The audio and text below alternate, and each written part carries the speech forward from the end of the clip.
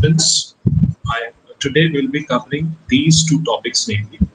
The first one we will be covering is economic liberties. Like we'll be going with a quick recap and revision what we've studied, what we have finished earlier. Further, we will be going by this establishment and free exercise clause. So these are the two topics that we will discuss today. So we will take a very quick recap what we have learned earlier. So there was this famous case where we talked about this 1905 case where the Supreme Court, the US Supreme Court held that the word liberty, which is occurring in this Fifth Amendment, gives you a fundamental right to freedom of contract.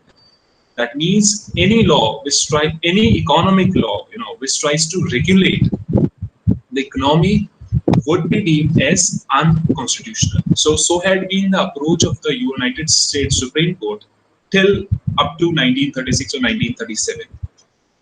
अब 1937 में एक बड़ा ही leading case आता है, बड़ा ही famous case आता है.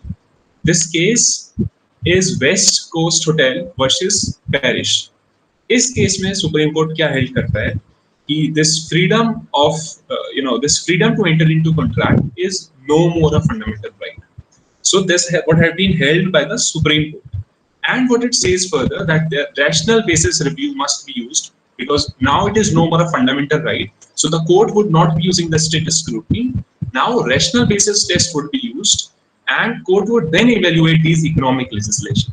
So abhi tak 1936, this approach gradually changes from year 1937. That freedom to enter into contract is no longer a fundamental right.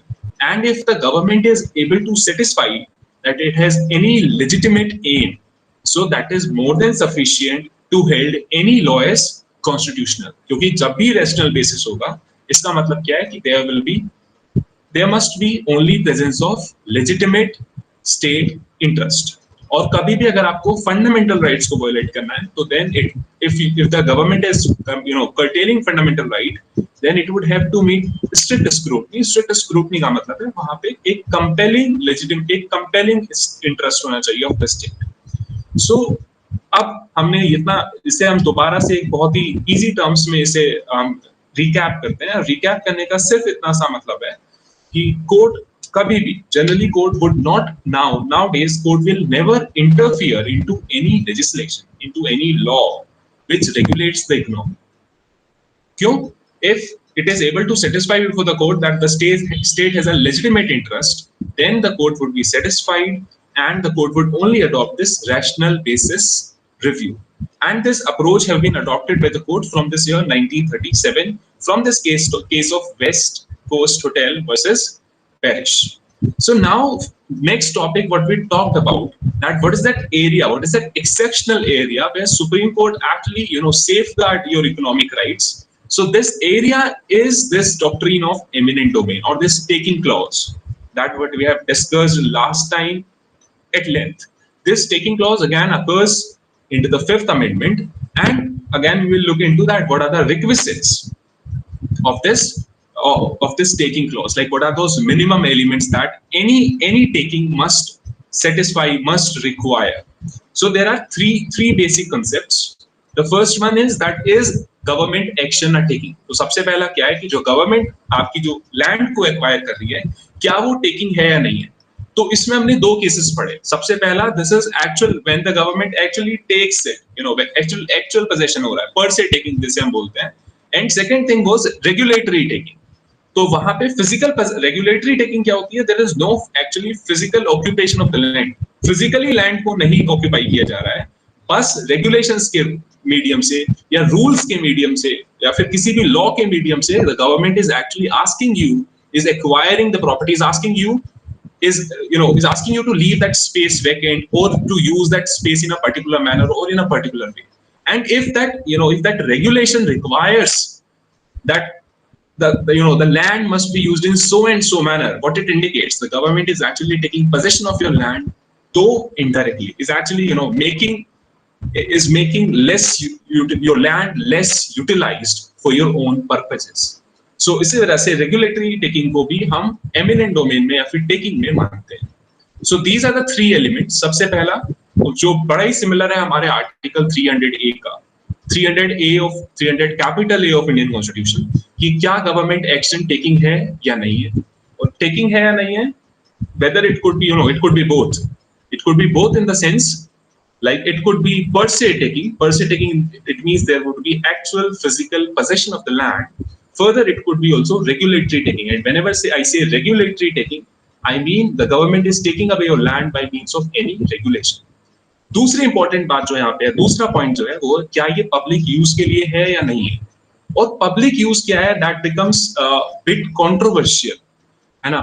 For example there been a leading case कि जहां पे government ने पहले US में, United states के अंदर ही, जहां पे गवर्नमेंट ने पहले लैंड को एक्वायर किया, और जब लैंड को उसने एक्वायर कर लिया तो उसने उसको प्राइवेट डेवलपर्स को दे दिया, कि प्राइवेट एंटिटीज को दे दिया, so that they could use that land, commercially exploit that land. Then this case actually went to the United States Supreme Court, wherein the court has held कि ये public purpose की definition के अंदर आता है. तो public purpose क्या है, public use क्या है, this is somewhere left at the discretion of the government, discretion of the administrators. So this is a policy decision, or generally policy decisions में courts usually do not interfere.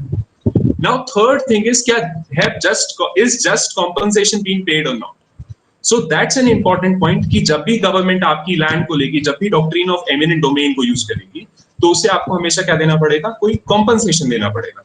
And whenever it gives you compensation, compensation means compensation must be a just compensation. Just compensation का मतलब क्या है, just compensation मतलब इतना कि वो आपको रीजनेबल मार्केट वैल्यू आपको मिल जाए, नथिंग लेस नथिंग मोर. उससे गवर्नमेंट कितना प्रॉफिट अर्न करती है, क्या करती है, these factors are completely irrelevant. So I would summarize it in the in 3 points. Doctrine of this eminent domain, this taking clause under the 5th Amendment, it says like whether there is, whether there have been actual possession of the land by the government, taking away of the actual possession of the land or not, or the government is actually taking your land by means of any regulation.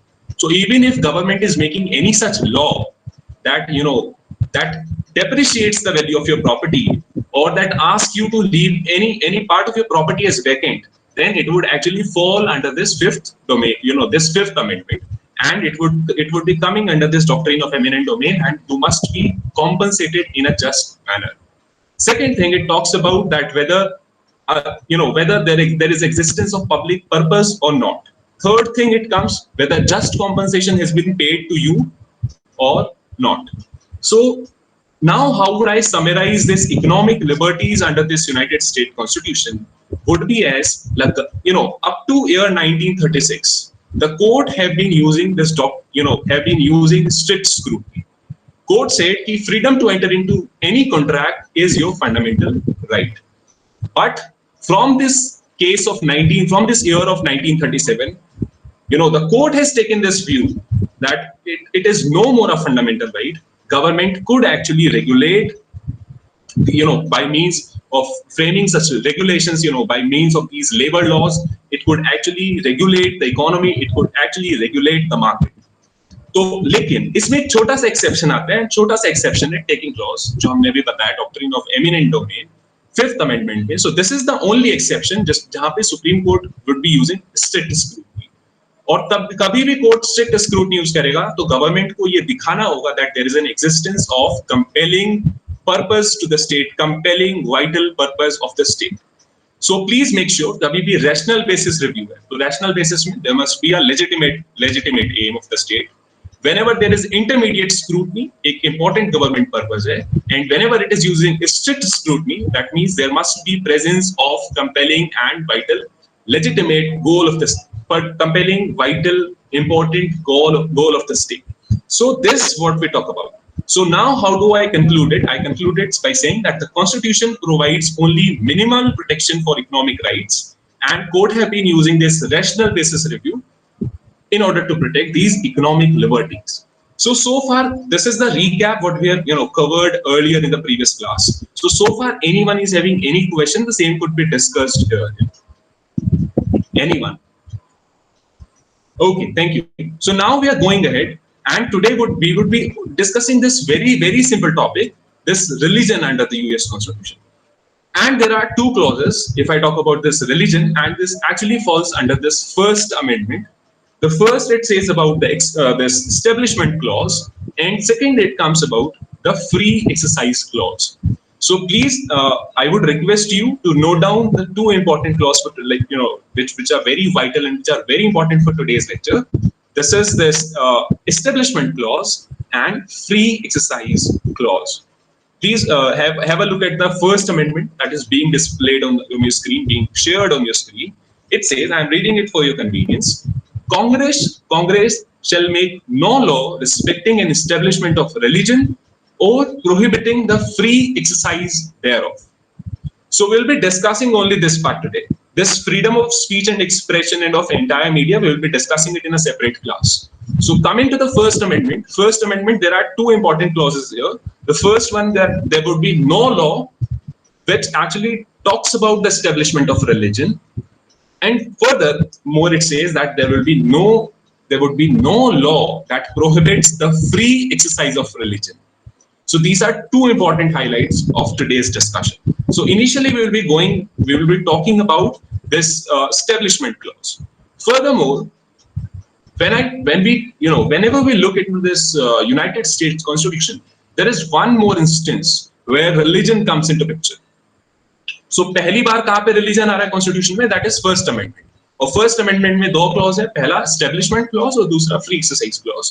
तीसरी जगह जहां पे हमें थोड़ा सा US constitution में religion दिखता है, वो हमें दिखता है आर्टिकल 6 क्लॉज 3 में.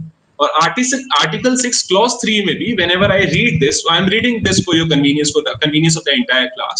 It says the senators and representatives before mentioned in the sense that it's talking about the Congress and the members of several state legislatures and all executive and judicial officers, both of the United States and of the several states, shall be bound by oath or affirmation.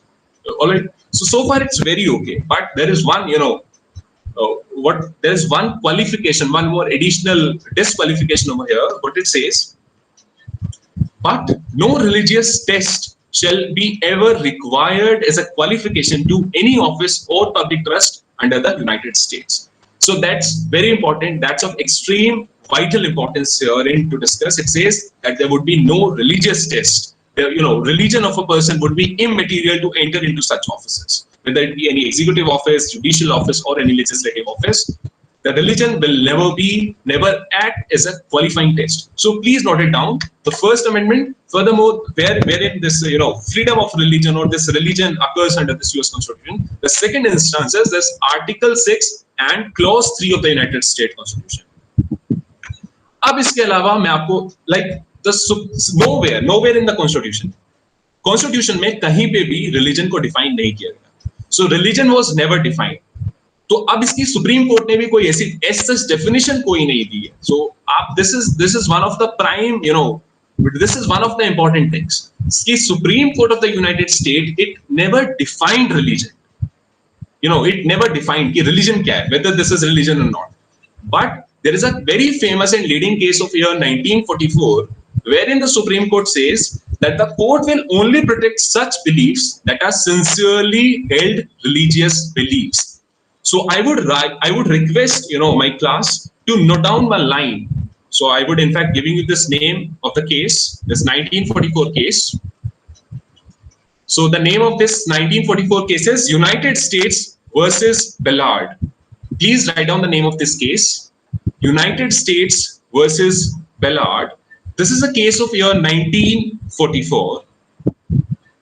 And 1944 में the Supreme Court क्या कहता है? What Supreme Court actually held, what it says, ये कहता है कि कोई भी ऐसा religious belief जिसे आप free exercise clause के अंडर में आप इसे चाहते हैं, it must be protected.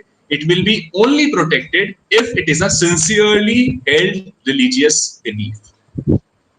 So please note it down that from this case of in the case of this United States versus Ballard of year 1944. Here comes a case जहां पे supreme court ने कहा कि केवल वो वाले religious beliefs को court protect करेगा which are only sincerely held. So the court would only protect such religious beliefs that are sincerely held. For example, And these are the actual case. These are the actual facts of this 1944 case. यहाँ पे क्या होता है? There are some people who are violating the law, and they are violating the law by smoking the marijuana, right? And as a defense, the defense they present, they say that, sir, these, this has been provided under my religion, and taking off and smoking this marijuana have been provided under my under my religion, and it must be protected by the First Amendment.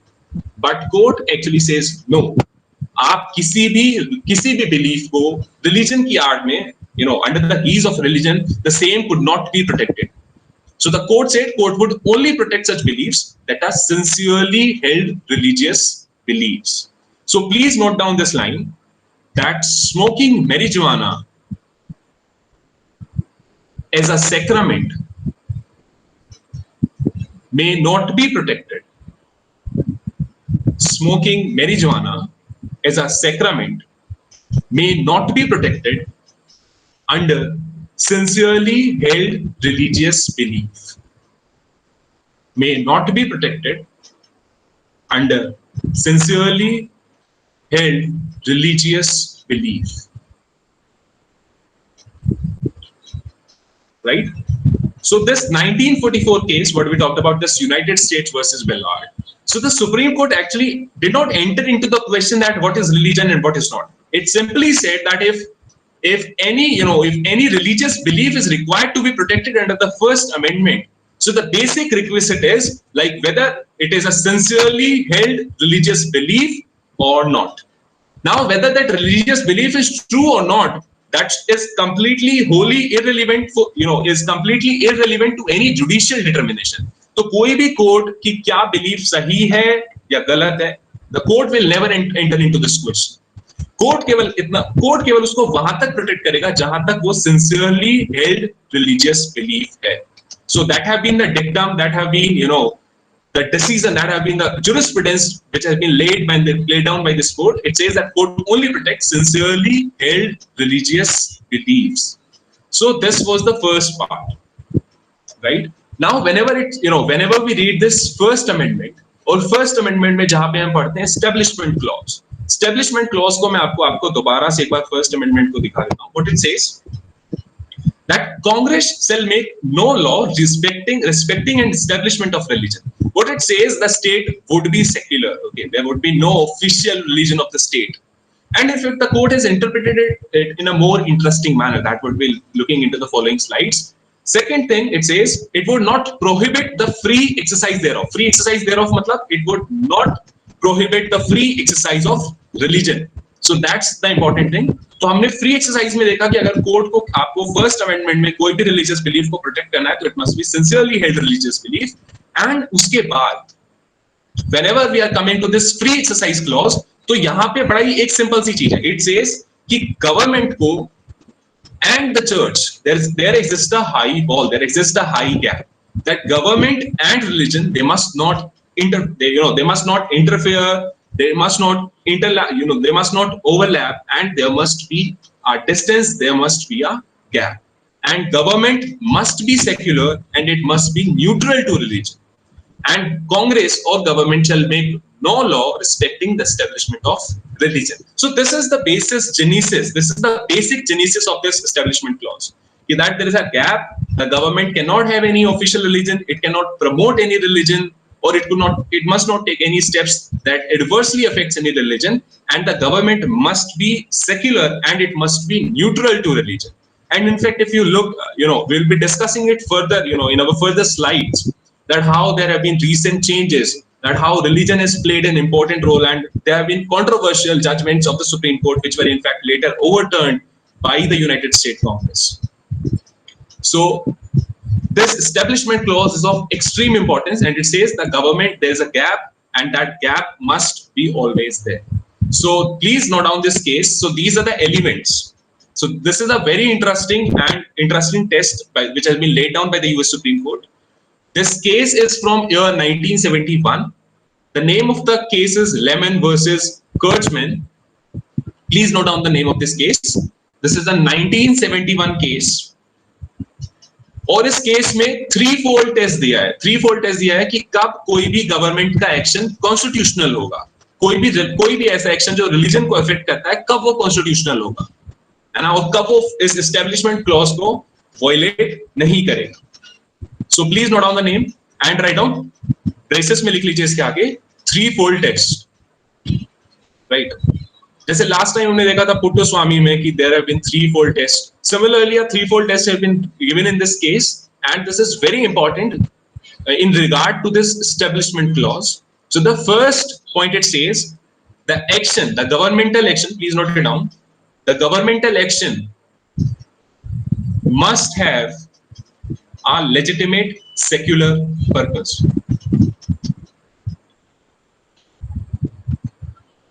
The governmental action must have a legitimate secular purpose. Second point, the primary effect of such action, the primary effect of such action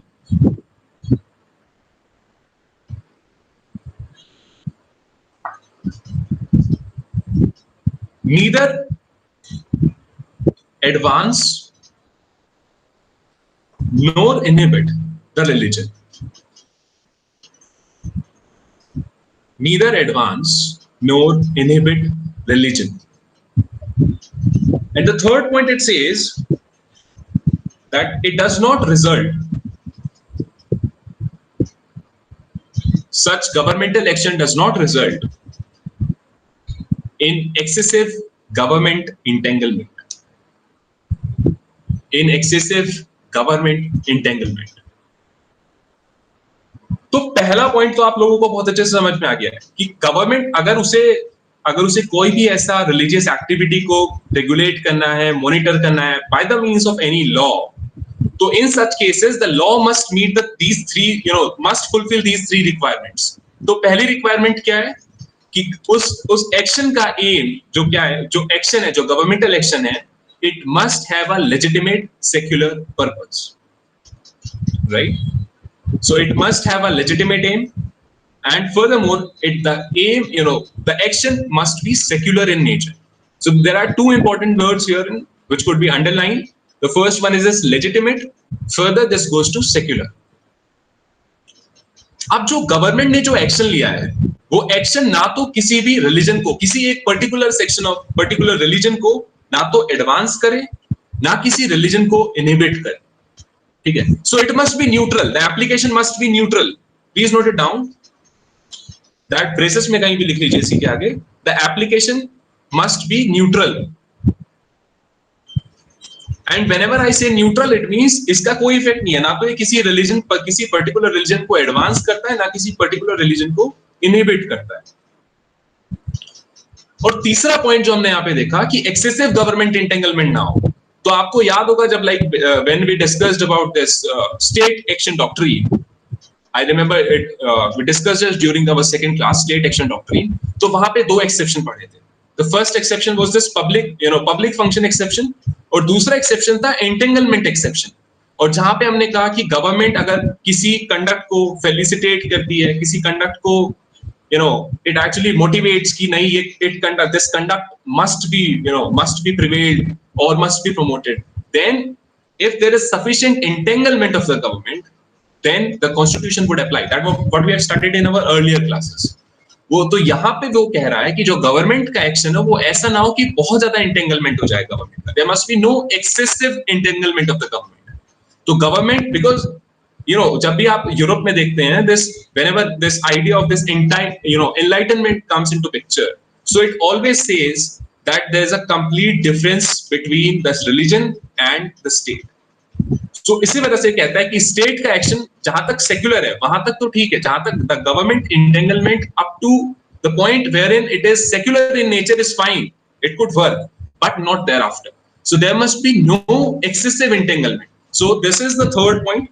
And this have been decided in this Lemon case, and this case was decided back in year 1971, and this gives us a threefold test which have been pronounced by the United States Supreme Court कि कब कोई governmental action establishment clause से hit नहीं होगा अगर वो इन 3 points को satisfy कर ले। तो पहला पॉइंट कि उसका एक लेजिटिमेट सेक्युलर पर्पस है, दूसरा पॉइंट कि वो ना तो रिलीजन को एडवांस करता है ना उसे इनहिबिट करता है, और तीसरा पॉइंट कि वहां पे एक्सेसिव गवर्नमेंट इंटेंगलमेंट नहीं है।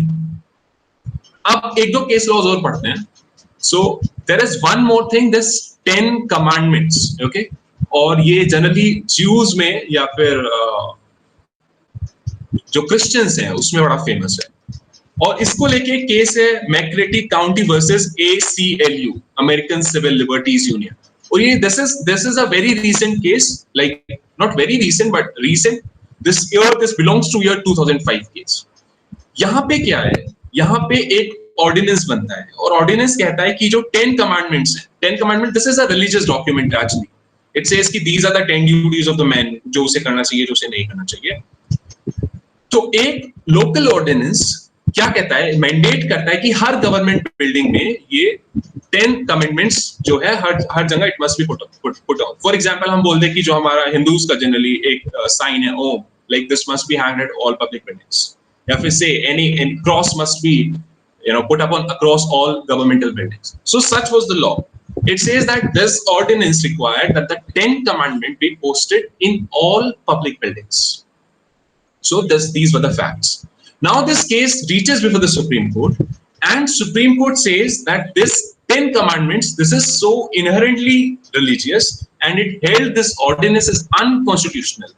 It says that it actually lacked the secular purpose, और आप कभी भी अगर ऐसा कुछ पेस्ट करते हैं, कुछ भी पोस्ट करते हैं बिल्डिंग्स पे, तो this actually advances the religion. और जब आपने लेमन टेस्ट देखा है तो लेमन टेस्ट में it says that the government election must not promote any religion and must not also inhibit any religion. So इसी वजह से you could in fact write down the name of this case, McCreary County versus American Civil Liberties Union. This is a case of year 2005. And in this case, there is an ordinance that requires that the 10 commandments be posted in all public buildings. And this ordinance has been held as unconstitutional by the United States Supreme Court. Court ने कहा कि ये आपका इसमें कोई secular purpose नहीं है, in fact you are actually promoting and advancing the religion, and that is prohibited under this First Amendment, and such action, such law, such ordinance actually violates the First Amendment of the Constitution. तो इसी वजह से court ने इसे क्या held कर दिया, unconstitutional held कर दिया। So please note down this name of the case, simple, and write down this first point, that ordinance that required 10 commandments be posted in all buildings was held as unconstitutional. So far जितना हमने discuss किया, इसी में किसी की कोई भी queries हो तो same could be easily put up in the chat box, or they could simply unmute themselves and could put up the question, like if they have any question. Up this is very clear, this is amply clear in the United States Constitution. हमने lemon test पढ़ा, हमने cases देखे कि कैसे वहां पे there have been this establishment clause that says कि government का कोई रिलीजन नहीं होगा, government must act in a very secular manner, and there must be no excessive entanglement of the government. Now we are coming to a comparative perspective, और हम बात करते हैं Indian perspective. So Indian perspective में आपको एक बहुत famous सा केस बताता हूं। अभी इनफैक्ट जब this Ayodhya case, after this Ayodhya verdict, when there was this foundation laying ceremony of Ram Mandir, so Modi ji went into that ceremony, और उन्होंने वहां पे उसका फाउंडेशन स्टोन रखा राम मंदिर का, and this was very this was criticized from the side of left, particularly from the left side, left wing political parties, कि the state they said, and Modi ji being the PM, he must not attend this ceremony, this foundation laying ceremony, and there was a huge controversy around it. But he did, he went to this he went to the Ram Mandir along with his entire cabinet, and UP से Yogi Adityanath also went to the Ram Mandir. So आप इस पे बड़ा एक interesting case है 2011 का, this is a case of a division bench of the Gujarat High Court. So in fact आप इस केस को SCC ऑनलाइन पे पूरा पढ़ भी सकते हैं, इंटरेस्टिंग रीड है। तो वहां पे क्या होता है, हाई कोर्ट का एक नया बिल्डिंग बनता रहता है। सो हाई कोर्ट के नए बिल्डिंग को इनॉग्रेट करने के लिए obviously the government comes, official like government से जो भी लीडर्स हैं वो आते हैं, प्लस हाई कोर्ट के जजेस भी होते हैं, और वो एक ये फाउंडेशन लेइंग सेरेमनी होती है, भूमि पूजन होता है। और भूमि पूजन में like they do the bhoomi pujan, और भूमि पूजन कभी भी होगा तो there must be always reciting of slogans in Sanskrit, right? और श्लोकास लाइक संस्कृत श्लोकास तो ऑब्वियसली बोले जाएंगे क्योंकि भूमि पूजन हो रहा है। तो पीआईएल फाइल हुई गुजरात हाई कोर्ट में कि अगर ऐसा कोई भी एक्शन है कि जहां पे आप भूमि पूजन कर रहे हैं, आप कहीं ना कहीं you are promoting the religion, you are promoting a particular religion, that means you are promoting the Hindu religion.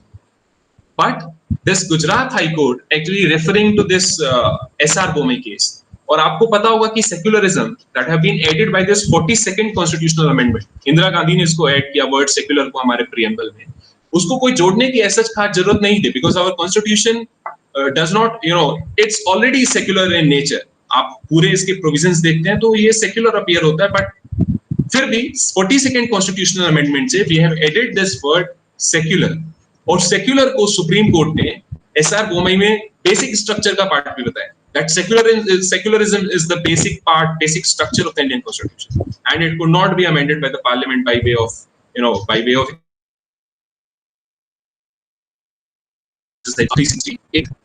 तो इंडियन पर्सपेक्टिव में मैं जब बात करता हूं तो आप देखते हैं कि ऐसे बहुत सारे इंस्टेंसेस होते हैं कि जहां पे ये भूमि पूजन होता है, but court says that this भूमि पूजन is not a religious activity. So आप आप एससीसी पे पढ़ सकते हैं, ये गुजरात हाई कोर्ट का डिवीजन बेंच का एक जजमेंट है, और वहां पे हाई कोर्ट ने बहुत क्लियरली ये बोला है कि केवल जो हम ये भूमि पूजन कर रहे हैं उसका ऑब्जेक्टिव केवल वेलफेयर है, and it actually explains this secularism in the Indian context, and in fact you could actually refer this SR Bomay case. So that's in fact a very elaborative decision of the Indian Supreme Court, wherein it held that this secularism is a part of basic structure to the Indian Constitution. So Indian perspective में हम इतना देखते हैं। अब Indian perspective में एक interesting case हो रहा है, एक इंटरेस्टिंग केस आता है अभी पे। there was a lawyer who filed a writ petition before the Supreme Court saying कि केवीज में आप केंद्रीय विद्यालय जो होते हैं, केंद्रीय विद्यालय क्या है, केंद्रीय विद्यालय का जो generally who actually heads this KVs, all the KVs, there is a commissioner, and above the commissioner एक मिनिस्टर होता है, minister of the state, like MHRD minister जो होता है हमारा, शिक्षा मंत्री जो होता है, he actually heads this KV, केंद्रीय विद्यालय जितने भी होते हैं। So they actually works under this aegis of education department in India। तो केवीज में एक केवीज जो जितने भी केंद्रीय विद्यालय है उनके अंदर क्या है, उनके अंदर उन्होंने अपने एक रेगुलेशंस बनाए, रूल्स बनाए, और रूल्स बना के कहा कि this is the set of prayer which is required to be performed by every student, by every teacher, staff and principal.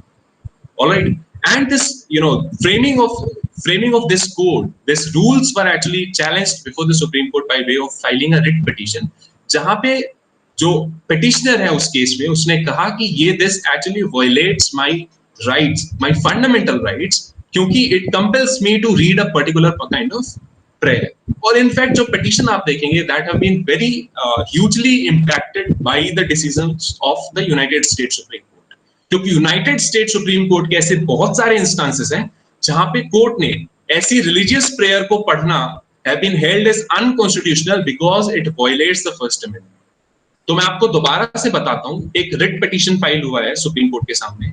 अभी करंट का स्टेटस क्या है? The petition was referred to a larger bench, because ये division bench के सामने supreme court में list हुई है पिटीशन कि क्या जो केवीज के अंदर आप कंपल्सरीली जो प्रेयर पढ़वाते हैं, जो श्लोकास पढ़वाते हैं, क्या वो फंडामेंटल राइट्स का वायलेशन है कि नहीं है। सो there was a rule, there was this education code which was formed by this केंद्रीय विद्यालय संगठन, और इसके अंदर था कि कंपल्सरी हर स्टूडेंट को, हर टीचर को, हर स्टाफ को कंपल्सरीली एक हिंदी या संस्कृत की कुछ प्रेयर पढ़नी है अगर वो अपना केवी में जाता है। So currently this matter have been listed before a larger constitutional bench, और जहां तक मुझे याद है इसमें कुछ court actually in fact rejected a similar kind of petition at an earlier occasion। So now in fact this is before review before the Indian Supreme Court, and the decision would be obviously very interesting to know whether the court actually held its practice as unconstitutional or not। और अगर court इसको voluntary करती है तो बड़ा एक important बात है कि जो voluntarily in the sense, for example अगर वो एक डिफेंस देते हैं, these KVs if they give a defense कि ये जो प्रेयर है ये वॉलंटरी है, तो अब आप बताइए एक छोटा बच्चा, like if a student he is in second और third class, so I don't think he could actually exercise his choice, like if you wish to undertake prayers or not, उसे पता ही नहीं है. If his school would say him that you need to go to the prayer and you need to undertake it, obviously he would do it. So he cannot make an informed choice कि उसे वहाँ पे prayer पढ़नी है या नहीं पढ़नी है. So that what about this entire entire Indian perspective, wherein I talked about this Bhumi Pujan thing. So that have been highly controversial, particularly in reference to the laying, this foundation laying stone of Ram Mandir, which was in fact politically criticized by major political parties in India. Furthermore, this KV case, wherein students are bound by these rules that they must undergo these prayers, whether it violates fundamental right or not. The same is pending before the Supreme Court. The same is sub judice before the Supreme Court, and the decision would be obviously very interesting. Now coming further, whenever I go to this United States Supreme Court, तो वहाँ पे बड़ा बिल्कुल एकदम clear है. So there have been n number of instances over there कि कोई भी ऐसा law that requires you to read any prayer, any religious prayer, the same is violation of the same is considered as violation of your fundamental rights. The same is considered as violation of First Amendment, and there are numerous laws that have been held as unconstitutional because they actually prevent you from exercising your rights, your rights that have been provided under the Constitution. So सबसे पहला आप एक या दो cases लिख लीजिए, because I will provide you these slides. So please note down this case. The name of this case is Angel versus Vitali. This is a case of year 1962. Angel versus Vitali. This is a 1962 case. So herein, a non-denominational voluntary prayer was to be uttered. Please note it down. Non-denominational voluntary prayer. Non-denominational voluntary prayer was to be uttered in a school every day. Was to be uttered in a school every day, and was held as unconstitutional. And was held as unconstitutional.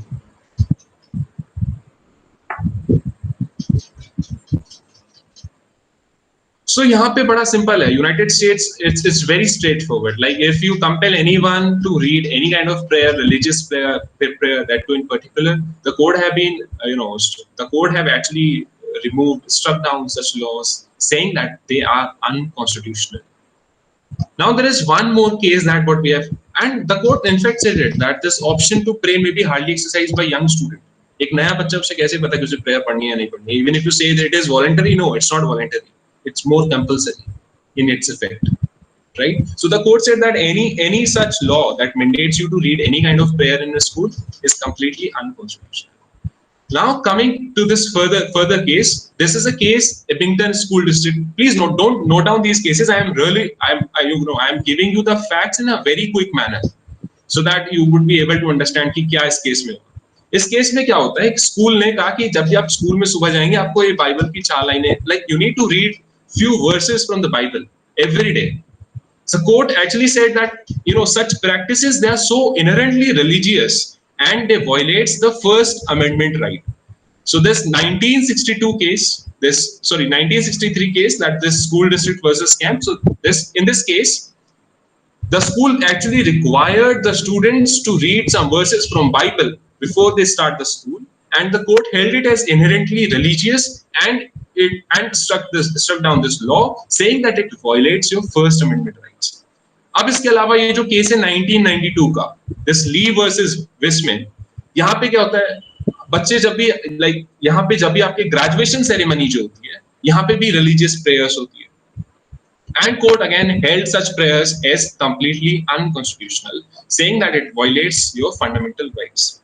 Similarly, आप ये जो 2000 का case देखते हैं, Santa Fe Independent School District versus Doyle, again the very same thing. यहाँ पे football players है, कभी भी हाई स्कूल फुटबॉल गेम्स होते हैं तो वहां पे प्रेयर्स होती है माइक पे, public address address system pe they are present. And court says that this is completely unconstitutional and such practices violate the Establishment Clause, that means the First Amendment rights. So this case, which was held in year 2000, the Supreme Court held that student delivered prayers on public address system at high school football games are completely unconstitutional, and they could not, withstand the Constitution, the Bill of Rights that have been provided in the Constitution, and such practices must be held as violation of fundamental rights. अब यहाँ पे एक case बड़ा interesting है जो 1985 का case है.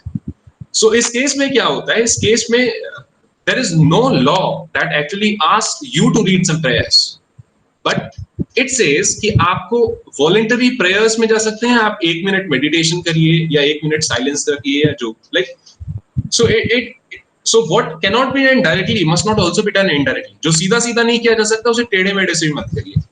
तो यहाँ पे टेढ़े से like in fact this was a step जहाँ पे थोड़ा सा indirectly चीजों को किया गया. यहाँ पे क्या गया इसमें it did not say that you are required to read some prayers. It actually mandated by a law. It said that a person, okay, I would share you the cases. I would share you the website where you could obviously find these cases. But immediately after the class or in the group, I would share you the website. So in this case, what happens that there is in this state of Alabama, what happens there is a statute which actually authorizes 1 minute period of silence, or obviously Adyasha, you could go ahead with your question. So it talks about this 1 minute silence or meditation या फिर voluntary prayer, and this law was held as unconstitutional by the United States Supreme Court. So Adyasha was having one question. Yeah, please go ahead.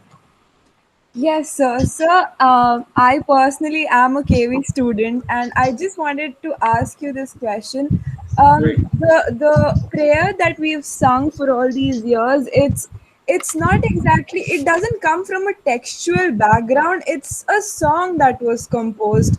It was basic, just like how we use Om for, and that has a very scientific effect on our bodies. This is something very similar, and it talks about just to give you an overview, it is more for a student, not any student from any religious background, but it is for a student, and all it says is just bless us with concentration, and bless us with just help us understand everything. So I am not able to differentiate how this becomes a case. And obviously, so in fact, I have a friend from KV, and when this petition was filed and we were discussing about it, he said that he does not find it, something as religions. Whenever it says Tamsorma Jyotirgamaya, right? It says that take us from this darkness to the light. So he said that this is nowhere religious, right? Yes, sir. But if you look, it has been challenged by the petitioners, and in fact, when I said it, that it have been obviously been influenced by the decisions of the United States Supreme Court, and this division bench has actually referred it to a larger constitutional bench for its interpretation of this Article 28 and particularly Article 28 and these codes. And if you look at these regulations or these codes which were framed by this Kendriya Vidyalaya Sangatans, they actually make it compulsory, so that the element of this compulsorily singing the prayer could violate your right under Article 28. Like, that's my opinion on it. Now, what court decides, we all will await it. We all will await the decision of the court. So that's my view. Like, I think this compulsory part, in fact, this prayer could be made voluntarily. It could be made voluntary. That fine, if a student wish to undertake prayer, that's his choice. If he does not want to undertake it, that again must be his choice. If some people, find it religious, and in fact, it would be upon the court, like whether it interprets. In fact, the KVs under this code have given a set of prayer. This would be the prayer that would be sung. These are the slokas that will be recited. So the court would actually interpret the text and would see like whether these texts are secular in nature. That what you very rightly pointed out, that if we interpret these texts, so they appear very very generic, and they are more humanistic, right? Yes. Like we talk about we are talking about the entire humanity. We are talking about welfare of everyone. So obviously it would depend upon the interpretation by the court, that how court actually takes a prayer and how the court actually takes this element of, this compulsory element of undertaking the prayers. So this case is in fact sub judice before the court, or there was a similar petition, I think, which was in fact rejected at an earlier occasion, but now it has been referred to a larger constitutional bench for the interpretation of these compulsory prayers and Article 28 of the Indian Constitution. So I hope I must be able to satisfy your query to a certain extent. Yes, sir. Thank you so much. Thank you.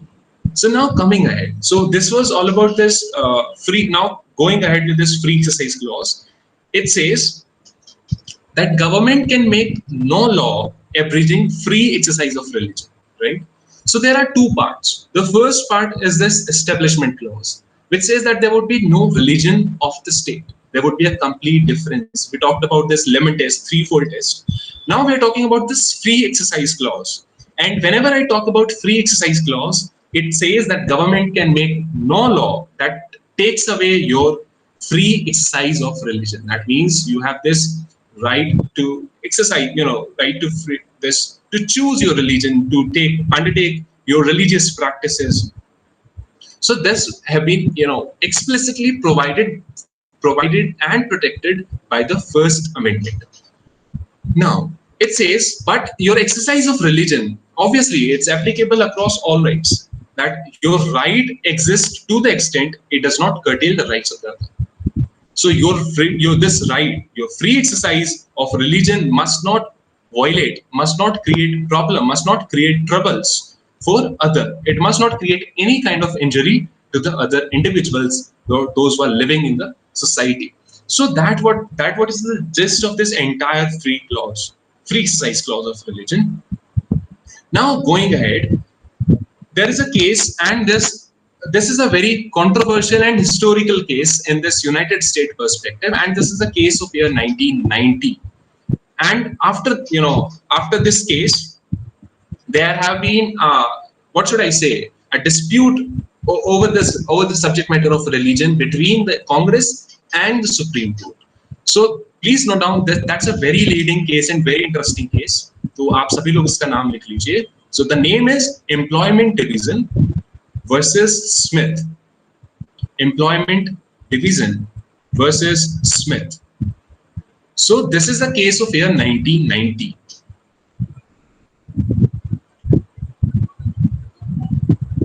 अब यहाँ पे court ने court have actually expounded this doctrine of neutral law of general applicability, right? So what it says कि कोई भी ऐसा law जो neutral है और generally applicable है. Generally applicable है का मतलब क्या है? It is applicable to all. It says that if it is applicable on a person who is from religion A, it is also applicable to a person who is from religion B or C. So it says that any neutral law, and whenever I say neutral, I mean like neither it inhibits the religion, okay, any particular religion, nor it advances any particular religion. Please make sure that. So, सबसे पहले, after writing the name of this case, please write down these words: neutral law of general applicability. Neutral law of general applicability. Now, neutral का मतलब क्या है? So how do we define this neutral?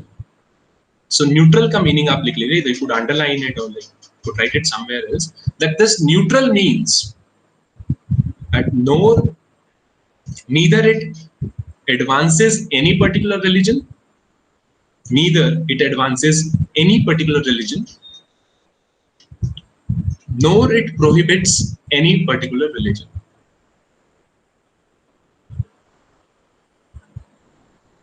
तो neutral law का जो purpose है वो ना तो किसी रिलीजन को एडवांस करना है, ना किसी रिलीजन को इनहिबिट करना है. उसका सिर्फ इतना सा वो एक न्यूट्रल है. और दूसरा, it is applicable to all. It is a neutral law of general applicability. Alright. So अब यहाँ पे एक ओरिगन स्टेट है. ओरिगन स्टेट का एक लॉ है जो कहता है कि यहाँ पे आप ड्रग्स को या फिर जो साइकोमेट्रिक सब्सटेंसेस हैं आप इन्हें कंज्यूम नहीं करेंगे, right? So you want consume these substances, these drugs.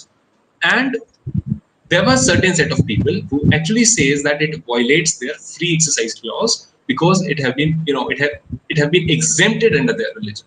So court held that no, if you take such defense, it would not be, you would not succeed, and court actually rejected this defense. Court ने कहा कि अगर कोई भी law है जो general applicability का है, so it could not violate free exercise clause, चाहे वो रिलीजन को कितना ही बर्डन करे. So what it says, the benefit of the society is much higher than the religious belief of a set of individuals. So whenever the court is protecting the overall larger interest of the society versus religion, so the larger interest of the society must prevail. So it must not be the religion. It must be the larger human development, human growth of the citizens that is more important, that is more vital to any progressive society. So right, just note down one single line in regard to this case. That free exercise clause may not be used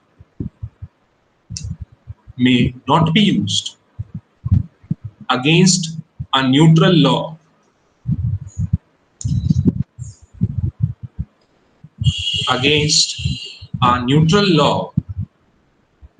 of general applicability. Neutral law of general applicability, which is not motivated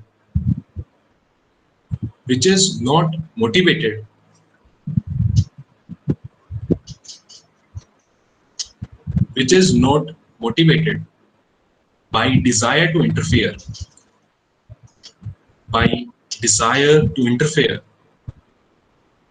with religion. Desire to interfere with religion, full stop. No matter how much it burdens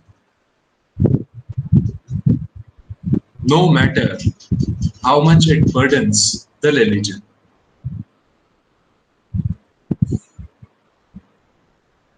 So religion पे कितना burden पड़ रहा है, this is completely immaterial. कोई मतलब नहीं है इसका. अगर कोई भी लॉ है, कोई भी न्यूट्रल लॉ है जो जनरल एप्लीकेबिलिटी का है, वो किसी रिलीजियस एक्टिविटी को, आपकी किसी रिलीजियस बिलीफ को इंपैक्ट करता है, उसे कहता है कि नहीं, it must be banned, it must be prohibited. So you could not take this defense of First Amendment right. You cannot take defense of this free exercise clause of religion. So it says कि then the law would actually prevail. So this have been the decision of this US United States Supreme Court in this case of Employment Division versus Smith. और बहुत ही historic judgment है. So don't take it like it's not a very light decision. In fact, it's a very historic judgment. 1990 पहले से court ने religion को बड़ा strictly लिया, और रिलीजन को जब बड़ा स्ट्रिक्टली लिया तो बिकॉज रिलीजन एक फंडामेंटल राइट है, वो फंडामेंटल राइट को वायलेट करने के लिए you must have compelling purposes, compelling reasons कि आपको क्यों ये आपको राइट कर्टेल करना है, और इसी वजह से कोर्ट हमेशा स्ट्रिक्ट स्क्रूटनी को यूज करता था.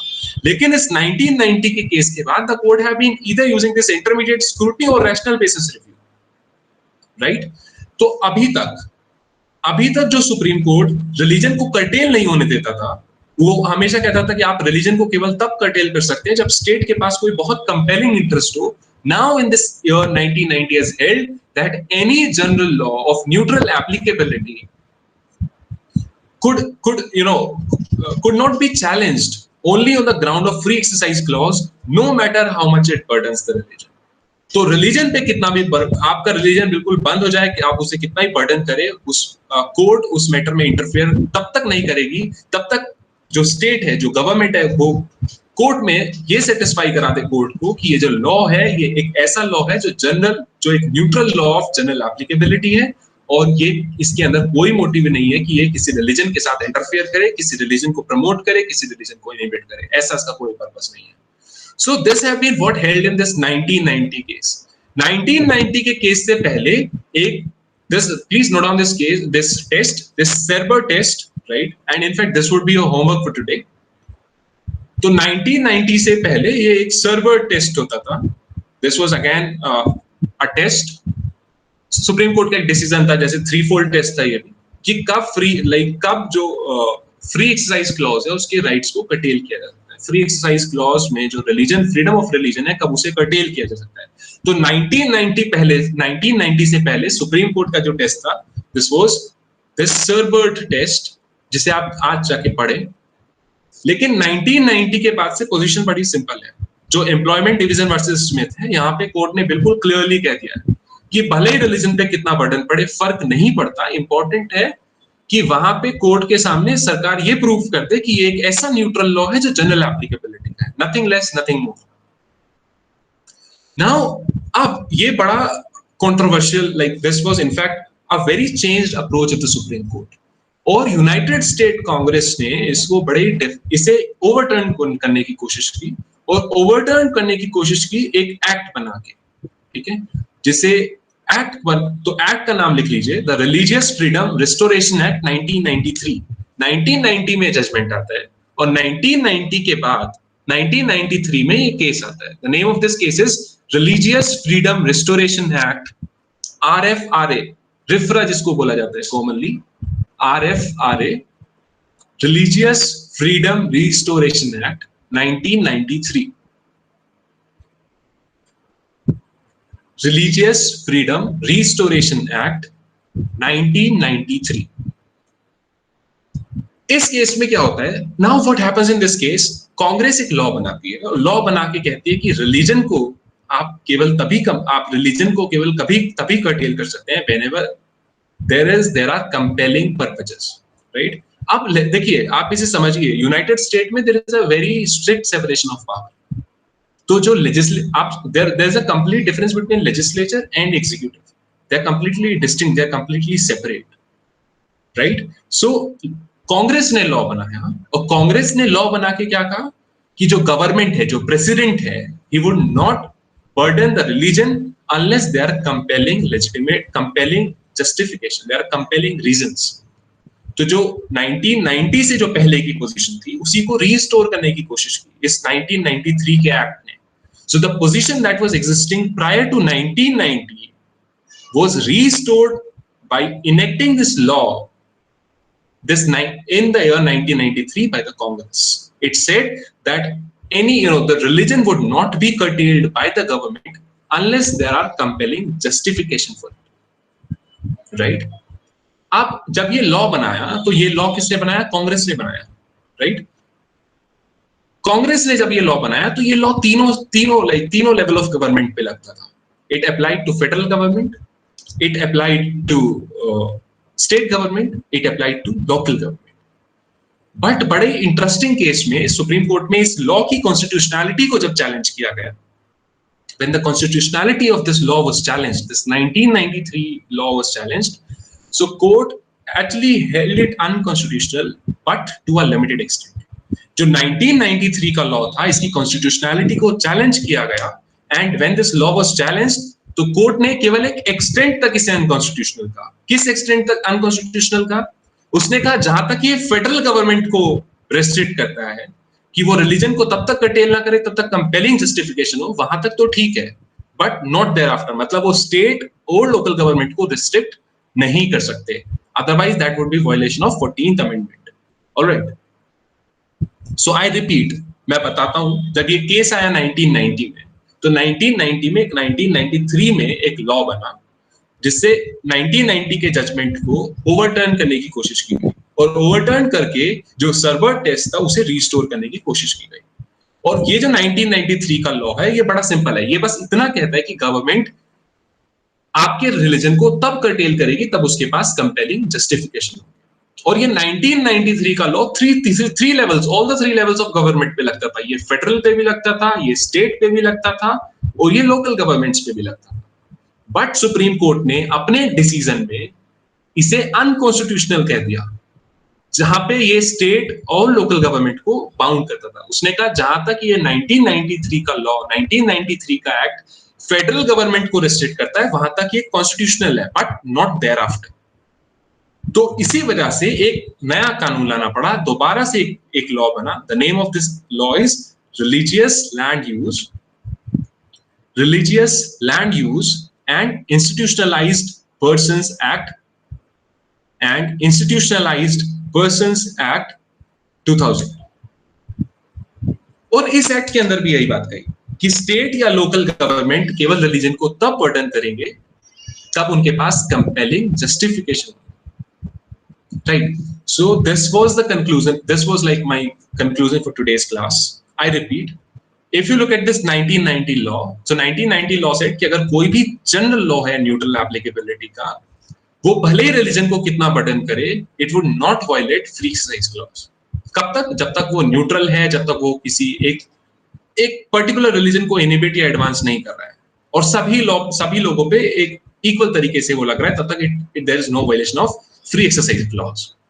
बट 1993 में जो वहां का कांग्रेस है उसने एक लॉ बनाया और लॉ बना के कहा तीनों को, federal government, state government, local government, कि वो रिलीजन को केवल तभी कर्टेल कर सकते हैं जब उनके पास compelling justification, right? They could only curtail this free exercise clause only when they have compelling justification. And this case was challenged in this law. 1993 law was challenged in the United States Supreme Court. और United state supreme court ने एक extent तक इस 1993 के law को unconstitutional कहा. इसने कहा जहां तक फेडरल गवर्नमेंट पे ये लॉ लगता है वहां तक ठीक है, बट लोकल और स्टेट गवर्नमेंट पे जब ये लॉ लगेगा तब ये राइट ठीक नहीं है. तो इसी वजह से दोबारा एक लॉ बना 2000 में. The name of this law is religious land use and institutionalised persons act 2000, जिसने दोबारा से इसी पोजीशन को रिस्टोर करने की कोशिश की. इसने कहा कि लोकल और स्टेट गवर्नमेंट भी रिलीजन को केवल तब बर्डन कर सकते हैं तब उनके पास कोई compelling justification. So with this I conclude my class. If anyone is having any queries, the same could be asked. Anyone having any queries or questions, I would like to hear their questions. So thank you so much. It was really great